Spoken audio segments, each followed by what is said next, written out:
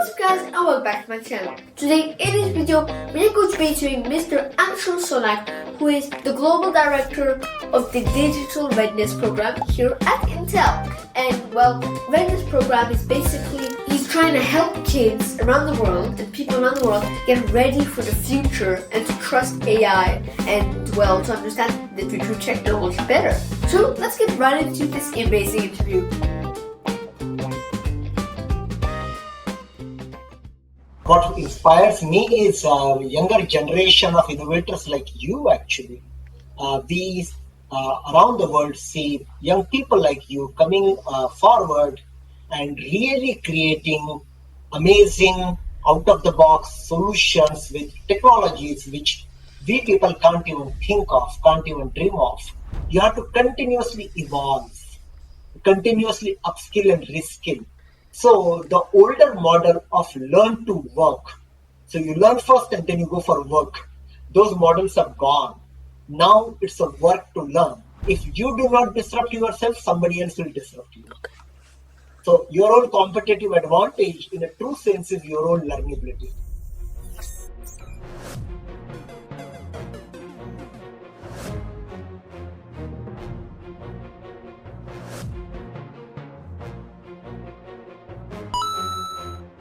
Here guys we have the man himself, Anshul Sonak, who is the Global Director of Intel in the Readiness program, which is basically you're trying to help people get ready for the future and AI and all the technology coming in, right? You're trying to make them ready by teaching them actually how it works.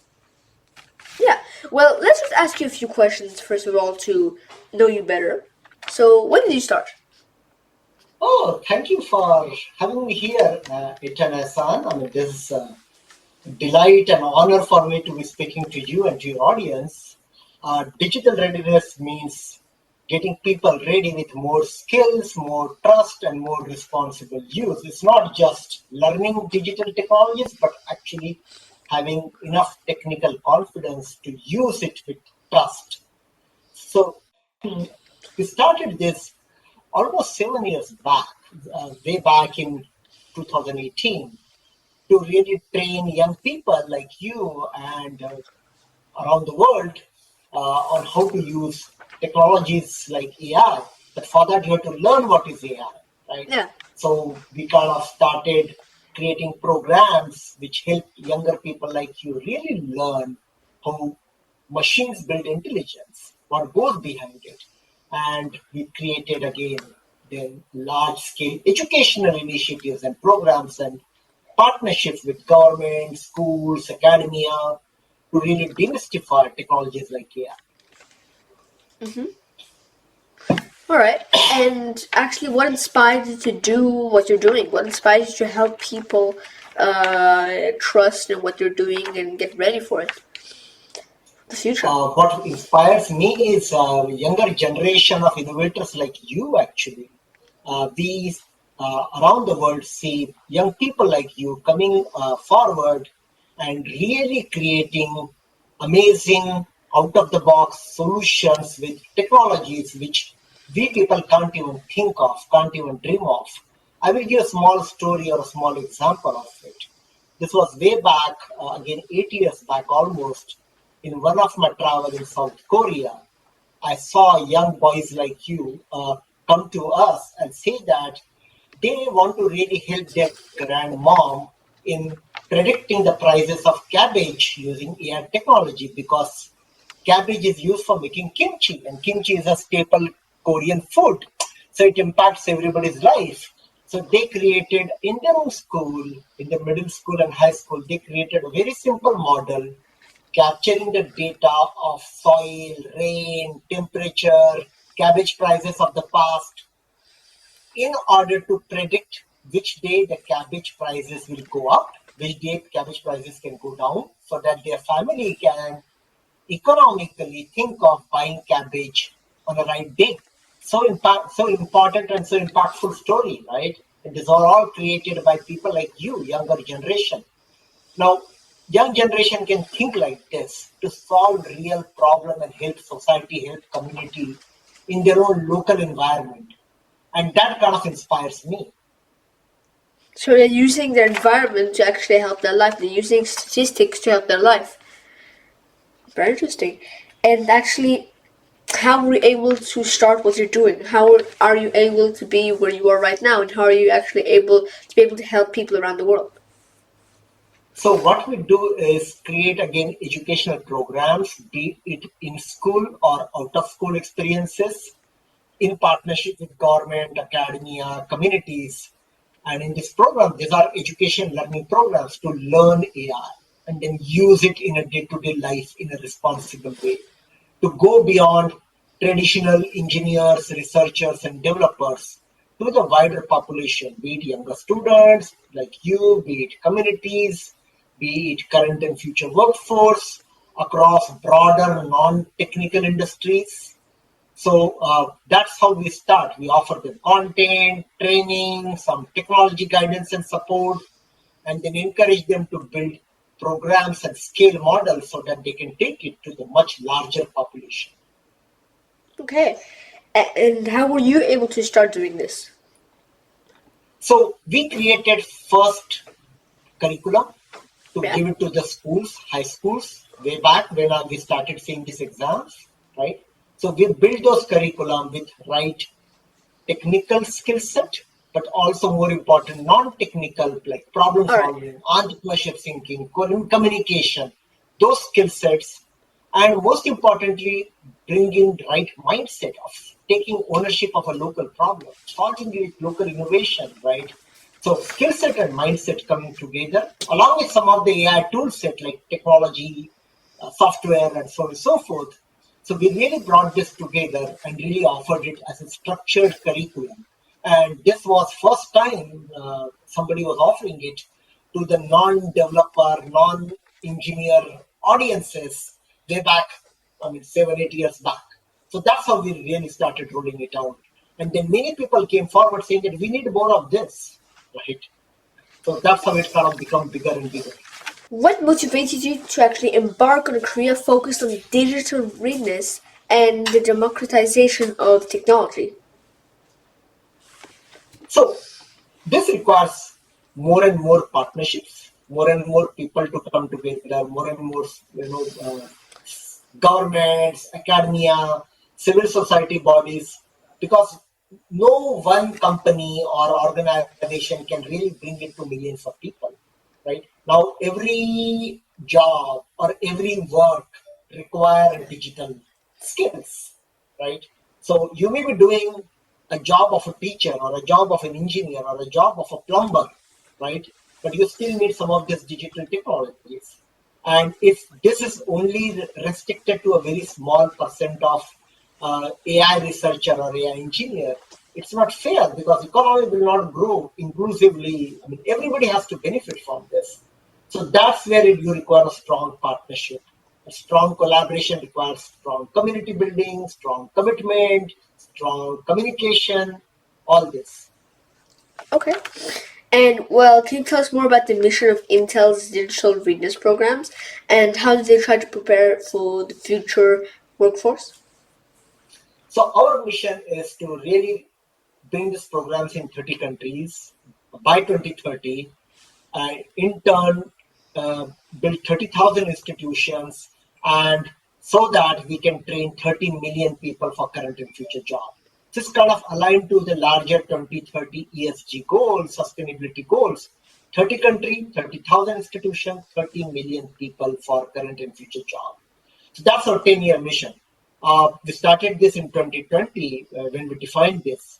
As of now, we are in 29 countries. We have trained almost 29,000 institutions, and who in turn are training or have trained 7 million people for current and future jobs. So that's where we are on our mission. Okay. And well, what are some of the biggest challenges you have faced in emerging technologies like AI, accessible to a wide audience? How were you able to do this? Oh, good question. So people think that these technologies are very complex and hence only for the geeks. I think that's the biggest mindset which we have to overcome. That every job, every work, every aspect of life, the way we live, play, learn, do things, everything is getting impacted with AI. So we also have to have a functional literacy of AI. And people should be comfortable of what AI can do, which is where the functional literacy of AI will be helpful. It's like a numeracy skill. It's a new thinking. It's a new computational thinking. It's a new algorithmic thinking, ability to think about AI in a very comfortable way. So building enough technical confidence. It's a challenge because people think this is for the geeks. No, this can be learned by everybody. Right? So that is the biggest challenge. And that's why some of these programs, and most importantly, showing some of the good examples of what people can do. That's why some of the good work which you are doing and really bringing it to the wider people, wider, your friends and communities is very helpful. So that more and more people can think that, hey, we can also learn this. Hey, we can also do this. This is like any other literacy. This is important for all of us in our day-to-day life. So you're saying that the biggest challenge for people is basically they have to be able to overcome the barrier of thinking that it's too hard because I'm not a nerd or a geek. All right. That's correct. That's the biggest challenge. The other thing challenge is, okay, how do you bring it in their own environment, their community environment, classroom environment, wherever they are in their work environment. So then you have to have the infrastructure, the role model, enough use cases, enough hardware and software capabilities so that it can be demystified and democratized. Okay. But still, the first challenge is the mindset. All right. And It's also very, function of how you trust this technology. There are a lot of things which can go wrong, as we know. So that's why responsible AI behavior become very important, right? yes. What AI can do, what AI should not do, cannot do, what is un-AIable, what AI will never do, which humans can do better. Having that understanding is very, very important. And that will create a right mindset. And well, how do you see the future of human-machine collaboration? And what skills do you think are essential to, well, this partnership? So, future of human-machine collaboration is dependent on us. How much agency or control we want to take versus we want to give it to machine, right?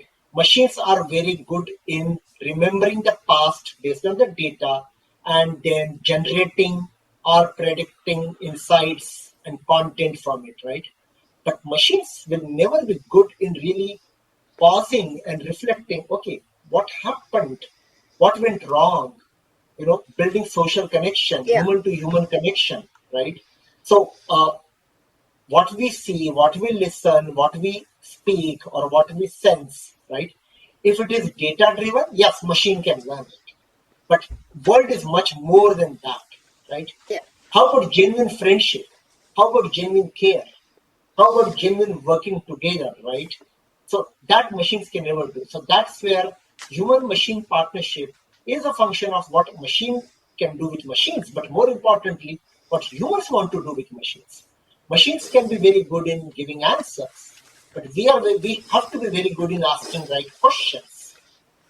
So that's why knowing what AI can do and what is un-AIable, what machines cannot do, that will determine the future of human-machine partnership. Okay.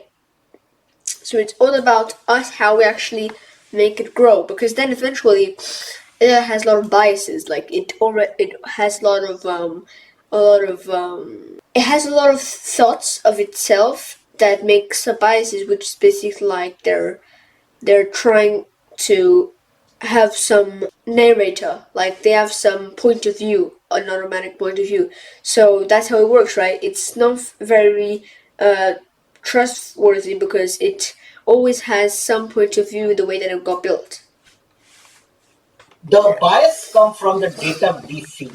So be it people bias, model bias, any bias, right? It comes only from the data we feed. And if we don't have a diversity in our own thought and diversity in what we are feeding, then the bias continues. So if we tell machine that, hey, certain jobs can be done only by certain type of people, be it from a particular ethnicity or a gender or a color or an economic background, machine will only think like that because machine gets the data only like that, right? So that's why whomsoever design a responsible AI solution has to also have a responsible AI and ethics understanding to bring diversity of data, diversity of model, diversity of people. all that. So diversity of data become very, very important. And that's why the social skills, people to people skill become very important so that we can really pause and understand, okay, have we thought about what can go wrong in all situations? And that is an important conversation to have among human to human first. And that's why human in the center and human in the loop become even more important. Because if everything is only given through a data, and if our data is not diverse enough, rich enough, then machine will continue getting their biases. All right. And in your opinion, how crucial is lifelong learning in the age of AI, and what roles do Intel's play in promoting this concept? So Intel plays a huge role, absolutely, because everything we do with AI, it has to help you steer through your entire lifelong learning, be it when you are starting your education, which is your K to 12 or community setup, to your vocational or higher education, and then going beyond into the work, and then going beyond work to the larger life. The key reason behind this is the amount of disruption we are seeing around, right? Uh, the old days of school, college, job one, job Yeah. two, and retirement is gone. In today's time, people are talking of 3, 4 careers, maybe 8, 10, 12 jobs. In tomorrow's time, when you grow up, right, you'll probably see even more disruption. So the half-life of college university degree or a particular knowledge or a particular content will shrink. You have to continuously evolve, continuously upskill and reskill. So the older model of learn to work, so you learn first and then you go for work, those models are gone. Now it's a work to learn. So you are working, but you have to still learn. So it's learn, work, that kind of a continuous reskilling model, reskilling and upskilling model. And that is where the true lifelong learning comes in. That's the only passport of success. We talk about 3 key abilities, which are beyond the skills, the meta ability. The first one is lifelong learning, which is what is learnability, continuously able to learn, unlearn, relearn. So that's learnability. The second is sociability, taking it in any social context. And the third one is variability, taking it from one context, applying it in another context, right? In another industry. So these 3 big abilities, learnability, variability, and sociability, are going to be critical passport of your success. The most important ability is learnability. The moment you stop learning in today and tomorrow's time, you will fall into the trap of disruption. And if you do not disrupt yourself, somebody else will disrupt you. So your own competitive advantage in a true sense is your own learnability. How quickly I can learn. Okay. So with AI becoming so important, how do you see the future work evolving, and what steps can we take to ensure a healthy future for all? So future work is again up to us to decide. All work will require more and more digital skills. So think about any core vertical industry like manufacturing or agriculture, healthcare, retail, Okay. tourism, Yeah. depending on whichever country you are in, right? Those industries, how AI can help, will determine how the work ecosystem, will play. So that's changing very fast. Now, with more and more AI coming in, right, more and more automation will happen in this industry. Yeah. Now, with the more automation happening, with generative AI and all the technologies coming in, right, workforce has to change. So the work task is changing, workforce has to change. Workplace has to change. You will have work not just in an old conventional office or factory setup, but more gig, more anytime, anywhere. Workflow and work chain has to change. So work task is changing, but workforce, work task, workforce, workplace, work chain, all have to change together. Now, this is where some of the core skills in this industry has to change. AI for manufacturing, AI for healthcare, AI for agriculture, as an example. Now, in addition to that, some of the horizontals, some of these new skills which you require in your work going forward, like AI for accessibility.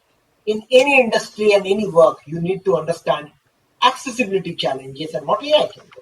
Similarly, AI for sustainability, or AI for trust, or AI for Yeah. applied ethics, as an example, right?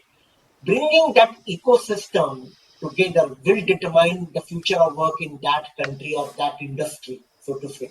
So leadership has a huge both opportunity and challenge. Leaders need to understand some of this and respond proactively to build a new ecosystem. Those leaders, be it at a country level or at an industry level, who build this will not just survive but thrive, right? And those leaders who take a reactive approach or wait will slowly fall behind. So we have to be agile, right? Don't wait for a fire to hit your home to buy a fire insurance, as they say, right? Now, this is a once in a century disruption which is changing everything. Yeah. So don't wait, do something, right? That would be the bigger call to action. Okay. And well, how does Intel actually address AI biases like we're talking about in these digital readiness programs? Yeah, so we have in all our programs very extensive responsible AI and applied ethics element to it, the non-technical side of it, the social side of it, the biases, the privacy, right? Explaining AI in simple languages, right? That aspect in our content and curriculum. And we do this through multiple games and activities, not just through a very technical language, but really explaining and understanding AI in a very simple terms. For example, how do you do an AI ethics audit in a real world situation, whereby you play a social engineer hat, I play a technical engineer hat, and then you debate out based on the solution and really identify what can be the potential issues and really bring it on table. Or, I mean, like a moral machine game and activity, right? I mean, you have to decide, okay, what potential harm a solution can do, and then what are the trade-offs, so that we can take a collective decision rather than an individual decision about this. So those are some of the mindsets we bring into the solution, we bring into the content. A tolerance to failure is very important topic. I mean, AI is not going to give you a perfect solution. Yeah. So how do we build our own understanding and tolerance and really build together, right, a better and better and better solution, a sense of continuous improvement in this. And that requires again a whole new way of thinking and a new way of mindset. So those are some of the things which we do in our programs. Mm-hmm. And well, now our last question: what is your message to the youth and the people watching here?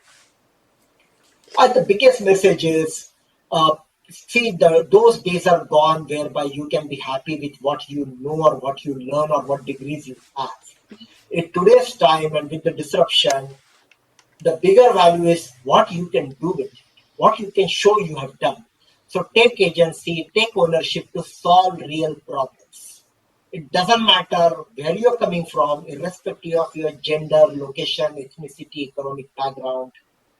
You can do something with these new skills. Solve real problems. Be a solution builder.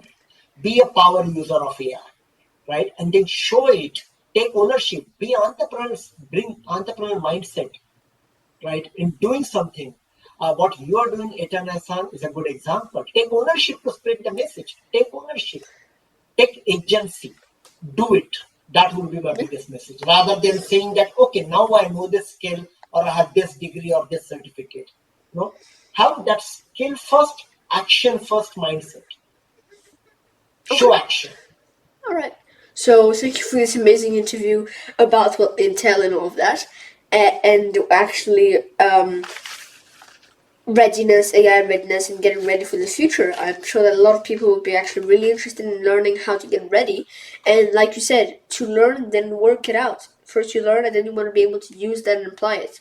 So thank you for this amazing interview, and thank you, Anshul Sonak. Thank you so much. Thank you so much. Thank you for hosting me. It was a Thank you. delight. Bye.